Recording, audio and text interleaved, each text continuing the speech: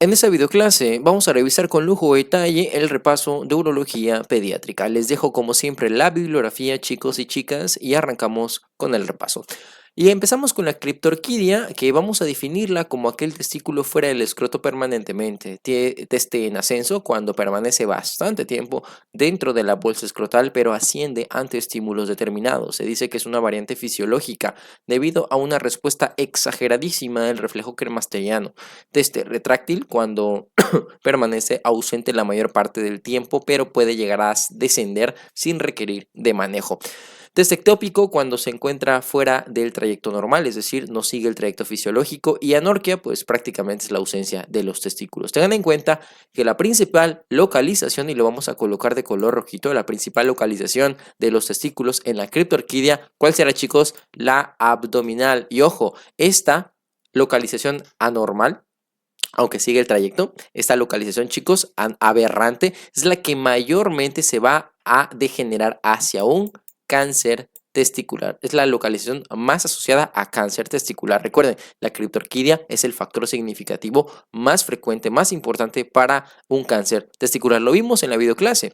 Con respecto a la epidemiología, es una patología congénita en donde tanto uno como los dos testículos no se encuentran en la bolsa. Ya lo veníamos comentando. Tiene una prevalencia de un 1 a un 3% de los niños a término y hasta un 30% de todos los bebitos prematuros. Y aguas con este datito. Es la anomalía genital identificada con mayor frecuencia al nacimiento, y lo colocamos: anormalidad congénita genital más comúnmente observada en recién nacido varoncito, obviamente, ¿ok?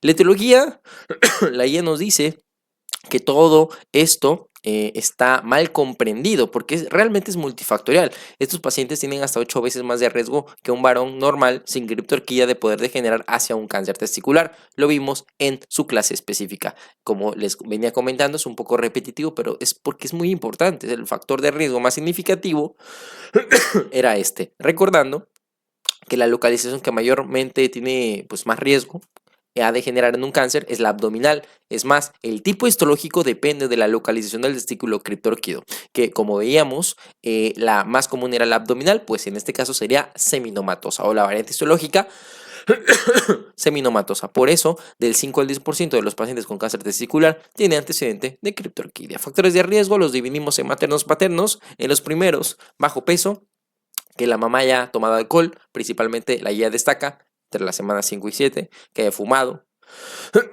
que haya consumido cafeína, que haya desarrollado o padecido tumores ováricos, miomas, etc. Se haya expuesto a etiletilvestrol, difenilésteres polibromados, insecticidas, estrógenos, exógenos de forma accidental. Una disculpa, no había dado faringo y pues apenas nos vamos recuperando. Así como el paracetamol durante el primero y segundo trimestre. Vaya dato interesante. En cuanto a los paternos, más que nada que haya sufrido patologías genitales predisponentes a que su descendencia tenga, pues en este caso, riesgo para criptorquidia.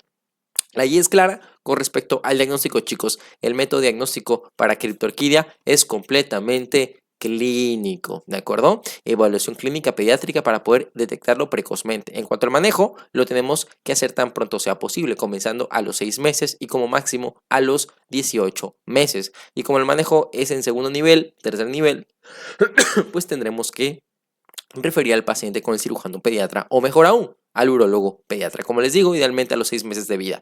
La cirugía que se hace es la orquidopexia. La orquidectomía se deja para mayores de 10 años. Datos agregados: si los cordones espermáticos o vasos espermáticos son muy cortitos para poder permitir la movilización adecuada de los testículos, se puede llevar a cabo la orquidopexia con procedimiento llamado de Fowler-Stephens, que es en tiempos. Y se los coloco por si las moscas, y no tanto por hacer la clase tediosa, sino porque viene la guía y puede preguntarse, chicos, si es un niño con criptorquidia unilateral y tiene menos de 2 años, o un niño bilateral, podemos hacer uso de terapia hormonal. Son las únicas indicaciones por parte de la GPC. En cuanto al pronóstico, ya se la saben, estos pacientes tienen mayor riesgo para degenerar a un cáncer. Muy importante, en caso de no corregir la criptorquidia bilateral, las posibilidades de paternidad, pues en ese caso, por obvias razones, son muy escasos. El algoritmo, lo mismo que veníamos comentando, y pasamos al escroto agudo, que lo definimos como aquel conjunto de padecimientos que se van a caracterizar por dolor escrotal agudo que puede o no estar acompañado de signos inflamatorios y, ojo con este dato, se considera una urgencia quirúrgica debido al riesgo potencial de necrosis del testículo. Este padecimiento afecta más que nada a los pacientes de entre 5 meses de edad a los 15 años de vida. Cuando el escroto agudo ocurre al nacimiento se dice que es extravaginal y cuando es en la pubertad o adolescencia es intravaginal.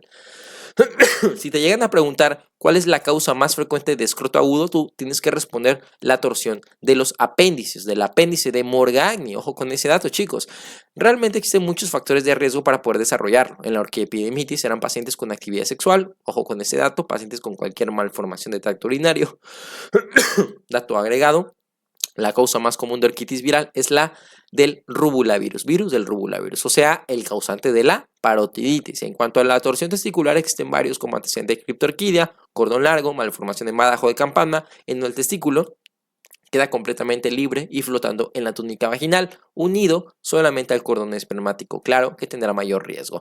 También la guía nos dice que el trauma se asocia, el ejercicio, inclusive andar en la bicicleta, hasta un 3% de los casos. Aquí les dejo la imagen, paciente normal con fijación del testículo en la túnica vaginal a través del gubernáculo testis. Entonces, lo anormal es que no esté fijado, produciéndose mayor movilidad del testículo porque queda completamente suspendido dentro de la túnica vaginal por el cordón espermático, lo que se conoce como badajo de campana o bell camper. Entonces hay mayor riesgo que gire y se torsione el testículo. Con respecto a la clínica, les he traído esa tabla muy buena que nos resume prácticamente todo. En la torsión del apéndice testicular, normalmente, al igual que en la torsión testicular, es de inicio súbito e intenso. El dolor es exagerado a nivel del polo superior y puede ocurrir en cualquier parte del día, existiendo cortejo vegetativo. Existe el signo del punto azul que se presenta según la GPC hasta el 50% de los casos, que este consiste en una lesión redondeada de 2 a 3 milímetros, una disculpa por mi tos, indurada, muy dolorosa, en el polo superior del testículo. Ahí está, aquí lo tenemos. El signo de PREN consiste en que se genera una disminución del dolor testicular por elevación del testículo. Ahí es donde es positivo, que si te das cuenta, tanto la torsión del apéndice de Morgagni como el Aorki son positivos. El reflejo cremastérico, uno de los más conocidos pero poco estudiados a profundidad, este consiste en que se provoca un ligero toque a nivel de la zona superomedial del muslo, entonces se estimulan las fibras del nervio genitofemoral y el ilio inguinal L1, L2, pero realmente las fibras motoras de la rama genital del nervio genitofemoral son las que originan que el músculo cremaster se contraiga para poder elevar el testículo. Es positivo, es decir, se eleva el testículo en torsión de hidátide de Morgagni y la orquiepididimitis. En la orqui, chicos, será un paciente más grande con un inicio más insidioso, labrado, menos intenso. Hay fiebre, síntomas miccionales o de infección de tracto urinario. Es un dolor que se irradia por el cordón hasta la ingle. La guía nos dice que la etiología no relacionada por ETS será autolimitada, es decir, la no infecciosa. Muy bien. Más bien es posinfecciosa. Micoplasma, enterovirus, adenovirus, entre otros relacionados a este cuadro. En cambio, en la torsión testicular, que como decíamos, en un principio era súbito, bueno, pues es tanto el dolor que incapacita al paciente para poder caminar, se irradia y los signos son negativos precisamente porque los nervios pasan por el cordón espermático. Entonces, como está todo comprimido o torsionado, pues la sinapsis es abolida. Se interrumpe la sinapsis y estos signos son negativos, ¿vale?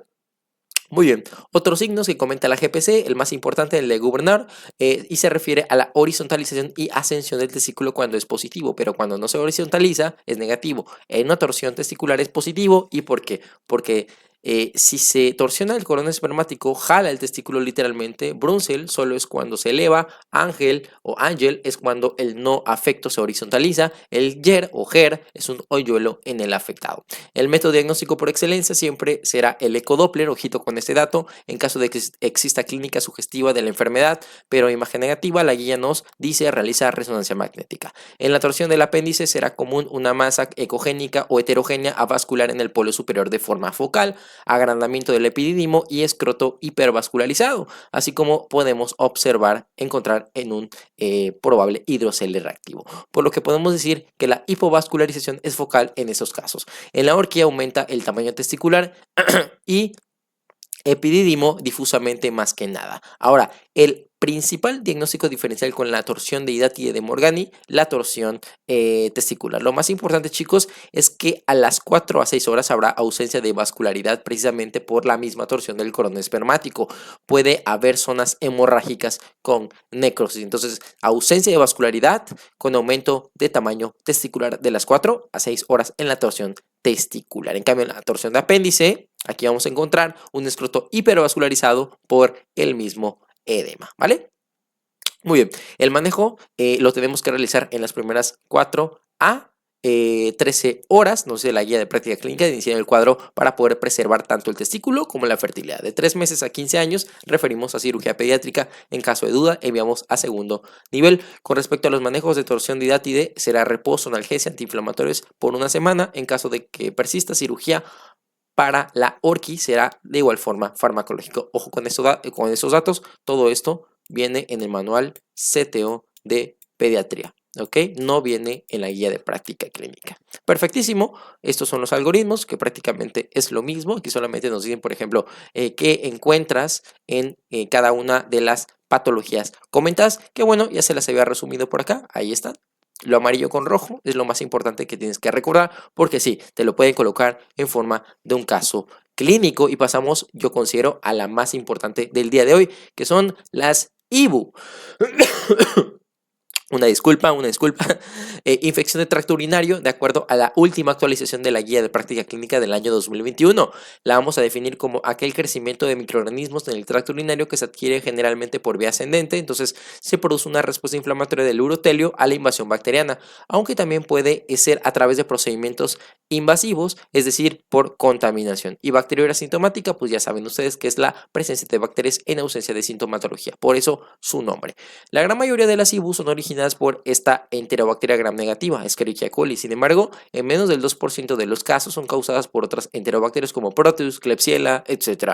En caso de exposición previa a los antibióticos, la guía refiere que puede asociarse a bacterias tipo Proteus mirabilis, Klebsiella pneumoniae, en todos los lactantes menores de 3 meses de vida y niños con alguna patología neurológica sospecharemos de Enterococos fecalis o faecium.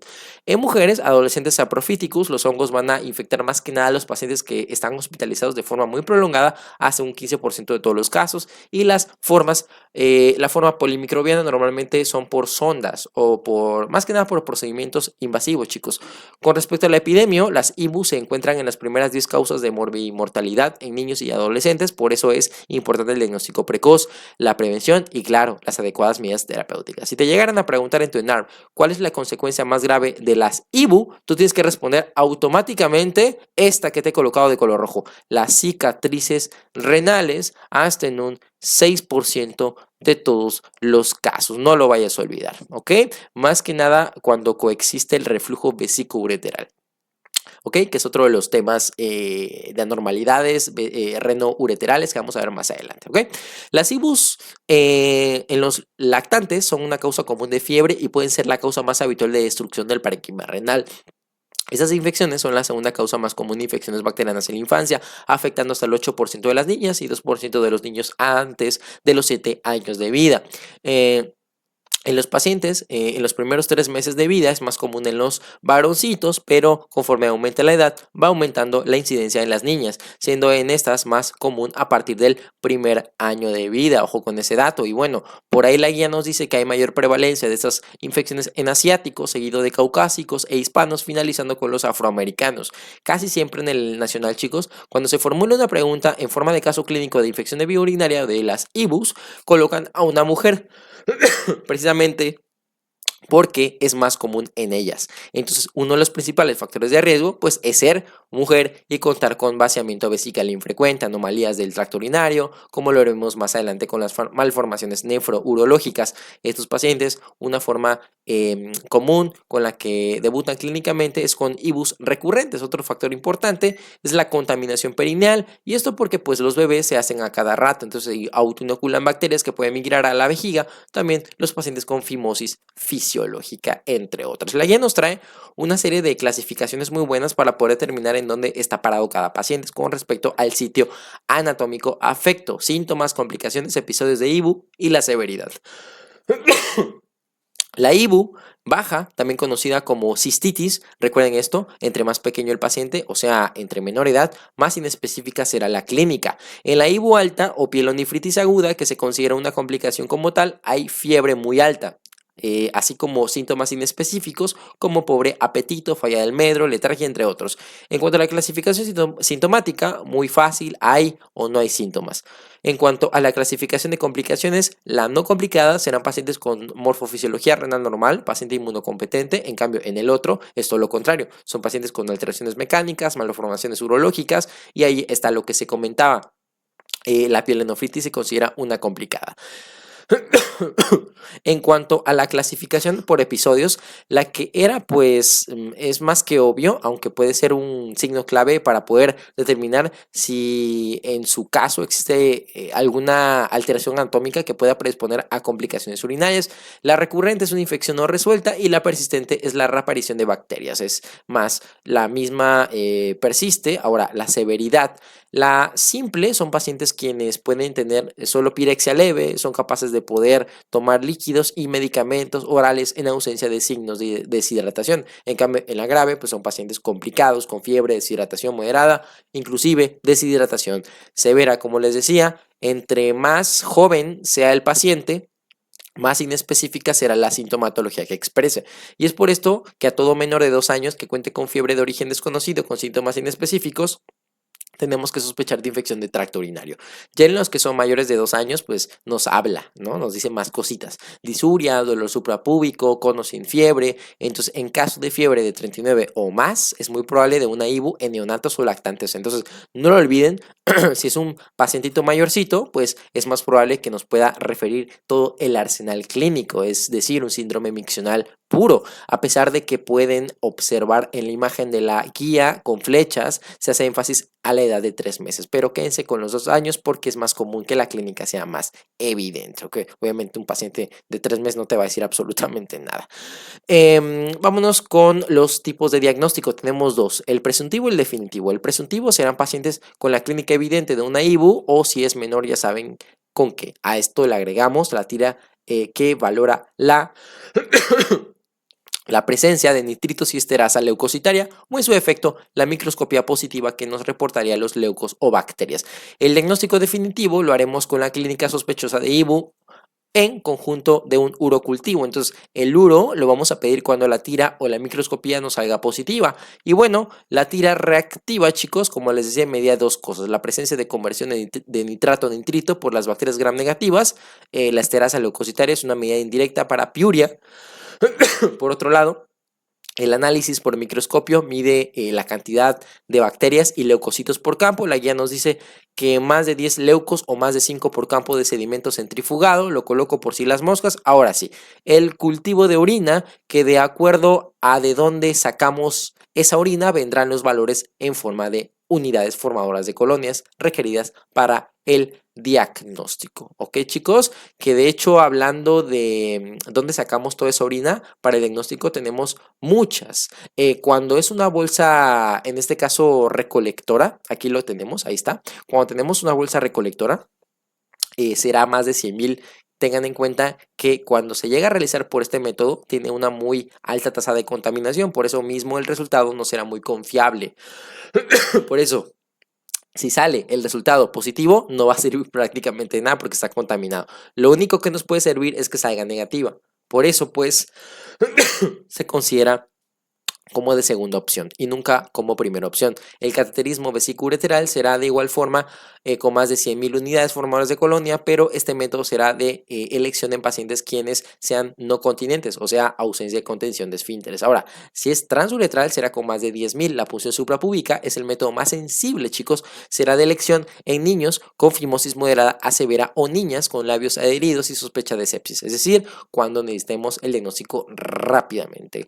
¿Con cuántas unidades se diagnostica? Con más de 10.000. Finalmente, la micción espontánea o chorro medio, que es la que más normalmente la que se pide, más de 100.000, siendo de elección en pacientes continentes o pacientes, me disculpa, pacientes completamente normales. Pasamos como tal a las indicaciones para cultivo. Serán aquellos lactantes o niños en quienes se sospeche de pielonefritis aguda o formas complicadas que tengan riesgo intermedio o alto de enfermedad grave o todo menor de 3 meses de vida con tira reactiva positiva, o sea, tanto nitritos como esterasa, infección urinaria recurrente, infecciones que no respondan al manejo en 24 horas y claro, cuando la clínica y los labs no se correlacionen. Podemos descartar el diagnóstico en caso de que la tira haya salido negativa. Tenemos en este caso 3 estudios de imagen que podemos solicitar en determinados casos. El ultra, el eco renal, el cistouretrograma y el gamagrama con DEMSA o el llamado ácido dimercaptosuccínico en menores de 2 años que cuenten con IBU complicada de repetición o resistente. Solicitaremos el eco o ultrasonido renal junto al cistouretrograma miccional para poder descartar reflujo vesicoureteral en pacientes quienes son mayores de 2 años de vida. La guía no recomienda estudios a menos que no respondan al manejo. Finalmente, en el último recuadro, en pacientes menores de 2 años con ibufebril o segundo episodio en mayores de 2 años, haremos ultra renal y de vejiga. El cistouretrograma a todo menor de 2 años de edad con episodio de IBU, pielonefritis recurrente o anomalías de tracto urinario. El gamagrama con DEMSA en IBUs atípicas o IBUs recurrentes, más que nada. En cuanto al manejo, chicos, el primer punto a destacar es que todos los pacientes menores de 3 meses de vida tenemos que referirlo a pediatría para que le den ahí el manejo antibiótico vía parenteral. Si tiene 3 meses a 2 años, daremos manejo en zonas de bajo riesgo de resistencia con trimetoprim. Esto es el considerado como primera línea, ¿ok? O tratamiento de elección, o bien en su defecto como segunda línea la nitro.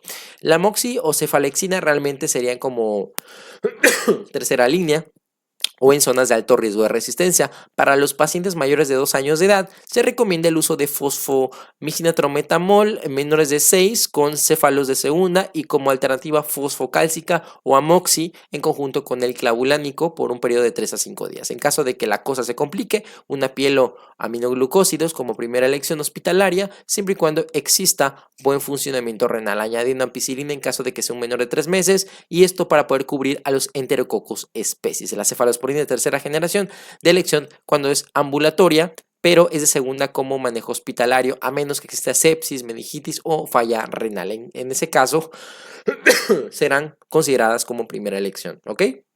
¿A las cuántas horas evaluamos efectividad del manejo? A las 72, o que es lo mismo al tercer día con ego. El uro a las 48 horas.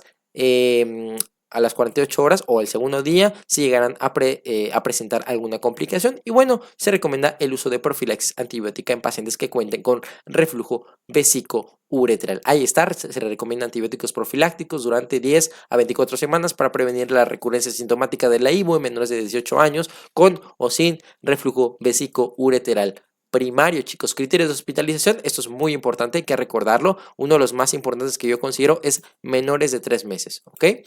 Afectación del estado general, sepsis, inmunosupresión, vómitos o datos de complicación, uropatía obstructiva, reflujo grado 4 o 5, imposibilidad para el seguimiento, fracaso del tratamiento oral, eso es muy importante, ¿vale? Y bueno, ahí les dejo como tal los esquemas, que son los esquemas antibióticos y las dosis que se recomiendan. Realmente no considero tanto que se acuerden siempre de las dosis, pero de todas maneras ahí las dejo por si las moscas. Entonces, paciente con diagnóstico de IBU, ¿cómo lo vamos a hacer? Clínica con los tests que habíamos comentado. Recuerden que si el diagnóstico es urgente, sí, recolección de orina por sondeo, ¿ok? Diagnóstico presuntivo, urocultivo y luego damos tratamiento.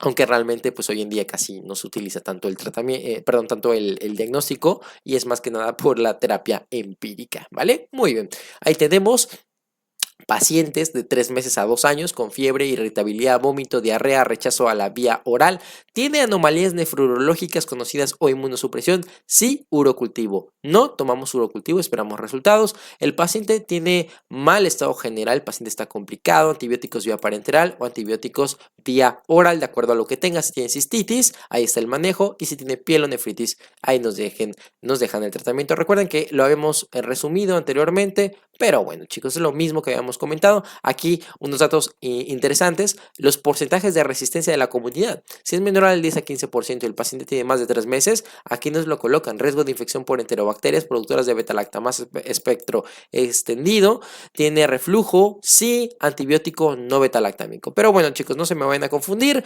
recuerden únicamente lo que les había comentado anteriormente. Reflujo vesículo-ureteral es un grupo de alteraciones adquiridas desde el desarrollo embrionario que ocurre en la 8ª semana de la gestación. Esto de reflujo, bueno, aquí es más que nada malformaciones nefrourológicas. Viene un montón de epidemiología, aquí se los he resumido prácticamente todo de la guía de práctica clínica, pero bueno, chicos, aquí lo más importante sería esta epidemiología importante, ¿ok? 1 a 2% de niños presenta reflujo vesículo-ureteral y hasta un 23% van a necesitar de trasplante porque van a debutar, van a llegar al fracaso renal, ¿ok? De todas las malformaciones de tracto urinario, la más importante, si te la preguntan, es el reflujo vesículo-ureteral primario. Por eso la guía nos dice apartadito en las recomendaciones. Hay que reconocer que la malformación más frecuente detectada en el primer mes de vida en varones es el reflujo, siendo posteriormente más frecuente en las pacientes mujeres, ¿ok? Normalmente es de origen congénito hasta un 70% de los casos, secundario por un montón de cosas, pero lo más importante es que es primario, congénito, anomalía congénita de unión útero-vesical, con respecto a los factores de riesgo. Aquí nos hace referencia a la guía de práctica clínica con los odds ratio. Enfermedad renal crónica: si la madre es nefrópata, hay mayor riesgo de que su bebito nazca con reflujo. Fármacos como cuáles, como el metotrexate, como el trimetoprim, deficiencia de folato, inclusive el ácido valproico, historial familiar y que haya padecido o nazca el paciente con síndrome de Down. Recuerden que esos pacientes tienen muchísimo riesgo de más malformaciones, no solamente nefrourológicas, ¿vale? Perfecto. Por eso aquí la guía nos dice, hay que identificar ciertas malformaciones en los pacientes con síndrome de Down. Ahí está. En todo paciente con síndrome de Down hay que buscar intencionadamente malformaciones de las vías urinarias. ¿Cómo lo vamos a sospechar? Paciente con IBUS recurrentes, pacientes mayores de 5 años con clínica de pielonefritis, o sea, formas complicadas, y bueno, niños con diagnóstico pre-postnatal de malformaciones nefrológicas. Ahí tenemos la clasificación de acuerdo al CTO, los grados de hidronefrosis, el reflujo hacia la parte distal, ahí está. Y sí, el uréter está completamente normal, no está dilatado. El 2, el reflujo se encuentra hasta la pelvis, prácticamente todo, llega prácticamente al riñón, pero no existe dilatación. Aquí no hay dilatación. En cambio, en el 3 hay dilatación moderada. ¿Ok? En el 4 hay dilatación intensa y prácticamente en el 5 pues prácticamente está completamente dilatado, ¿ok?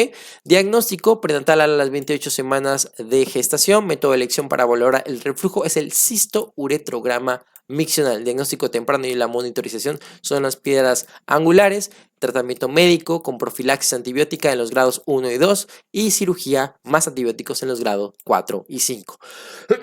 Realmente el pronóstico es bueno cuando es unilateral y cuando existen grados muy bajitos, por así decirlo. Revisión con manejo conservador 1 a 3 y 48% de 3 a 4. Factores pronósticos: obviamente el grado de la hidronefrosis, así como el deterioro del funcionamiento renal y la bilateralidad. Eso es todo de mi parte. Recuerden que lo más importante de los temas que hemos visto hasta el día de hoy son escroto agudo,